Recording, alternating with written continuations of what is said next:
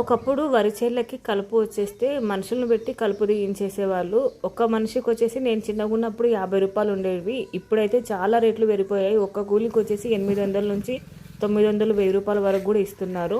Technology ఎంత పెరిగిపోయిందంటే కలుపు మందు కొట్టడానికి ఇట్లా డ్రోన్లు అయితే వాడుతున్నారు. ఇది వచ్చేసి ఎకరానికి 1000 రూపాయలు తీసుకుంటుందంట. ఇది మన గవర్నమెంట్ సబ్సిడీ లెక్కన కూడా ఇస్తుందంట. దీని రేట్ వచ్చేసి 5,50,000 పడింది అని చెప్పేసి అయితే తీసుకొచ్చిన అబ్బాయి చెప్పాడు. ఇది ఎంత స్పీడ్గా కొడుతుంది అంటే ఒక 20 మినిట్స్లో, ఒక 15 మినిట్స్లో మనకు 2.5 ఎకరాలు అయితే కొట్టేసింది. అదే మనుషుల్ని పెడితే ఖచ్చితంగా ఒక 2 రోజులు 3 రోజులు అయితే పట్టేది. తను వచ్చేసి ఎకరానికి 1000 రూపాయలు తీసుకుంటున్నాడు. ఒకప్పుడు వరి కోయడానికి కూడా మనుషుల్ని వాడేవాళ్ళు. ఇప్పుడు వరి కోయడానికి మిషన్లు వాడుతున్నారు. కలుపు మందు కొట్టడానికి కూడా ఈ డ్రోన్లు వాడుతున్నారు.